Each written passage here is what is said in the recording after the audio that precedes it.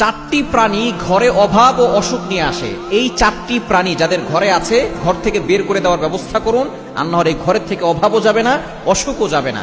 নবীজি সাল্লাল্লাহু আলাইহি ওয়াসাল্লাম আমাদেরকে জানিয়ে দিয়েছেন। নাম্বার 1, এক নাম্বার হচ্ছে টিকটিকি। টিকটিকি হচ্ছে এমন একটা প্রাণী যেটা খুবই বিষাক্ত একটা প্রাণী। এই টিকটিকি যদি কোনো খাবারের ভিতরে পড়ে যায় অথবা সে খাবারের ভিতরে মল ত্যাগ করে, ওই খাবারটা কিন্তু বিষ হয়ে যায়। এটা কিন্তু অনেকেই আমরা জানি না, বর্তমান চিকিৎসা বিজ্ঞান বের করেছে। 1500 বছরের নবী সাল্লাল্লাহু আলাইহি ওয়াসাল্লাম বলেছেন তোমরা টিকটিকি যেখানে পাবে সেখানে তাকে মেরে ফেলবে, এবং এক আঘাতে মেরে ফেললে আপনার সওয়াবও হবে। আম্মা জান আয়েশা রাদিয়াল্লাহু তাআলা থেকে বর্ণিত, সুনান ইবনে মাজার 3231 নম্বর হাদিসে রয়েছে। একজন মুক্ত দাসী ছিল যার নাম ছিল সাইবা। তিনি আম্মা জান আয়েশা রাদিয়াল্লাহু তাআলা আনহার ঘরে প্রবেশ করলেন, দেখলেন সেখানে তার ঘরে ছোট্ট বর্ষা আছে। তখন তিনি জিজ্ঞেস করলেন, হে উম্মুল মুমিনিন, আপনার ঘরের ভিতরে এই বর্ষা কেন? তখন তিনি বলেন, নাকতুলু বিহি হাযিহিল আওজাক, আমরা এটা দিয়ে টিকটিকি মারি।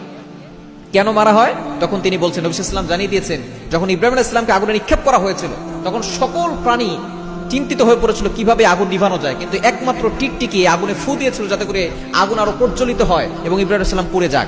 এই জন্য নবী সাল্লাল্লাহু আলাইহি ওয়াসাল্লাম বলেছেন যে এই টিকটিকি হচ্ছে বিষাক্ত একটা প্রাণী, এবং ইব্রাহিম আলাইহিস সালামকে যাতে করে পুড়ে যায় এই জন্য তিনি আগুনে ফু দিয়েছিল এই টিকটিকি। এই জন্য টিকটিকি মারা হচ্ছে সওয়াবের কাজ, এবং টিকটিকি একটা বিষাক্ত প্রাণী, যেই ঘরে টিকটিকি থাকে ওই ঘরে কোনো বরকত থাকে না। দ্বিতীয় নাম্বার হচ্ছে কুকুর।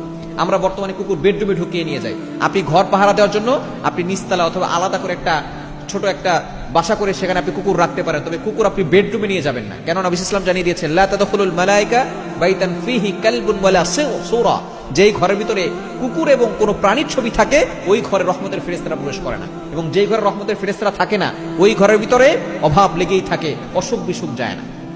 এজন্য দ্বিতীয় নাম্বার হচ্ছে কুকুর। 3 নাম্বার হচ্ছে মাছি।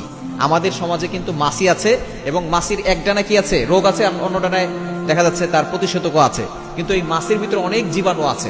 এটা কিন্তু বিভিন্ন খারাপ খাবারের কাছে যায়, ময়লা খাবার যেখানে আছে, পায়খানা যেখানে আছে, এই আবর্জনা যেখানে সেখানে যায়, যার কারণে তার ভিতরে অনেক ভাইরাস আছে। এর দ্বারা অসুখ বিসুখ লেগেই থাকে। শুধু তাই নয়, এই মাছির দ্বারা কিন্তু দেখা যাচ্ছে ঘরের ভিতরে অসুখ বিসুখ লাগে এবং ঘরের ভিতরে দারিদ্রতা চলে আসে। এবং 4 নাম্বার হচ্ছে ইঁদুর। এই ইঁদুর যদি ঘরে থাকে তাহলে আপনি বিড়াল পালবেন। ঘরের ভিতরে বিড়াল পাললে দেখবেন ইঁদুর থাকবে না। বিড়াল হচ্ছে ভালো প্রাণী এবং সেটা বরকতি প্রাণী।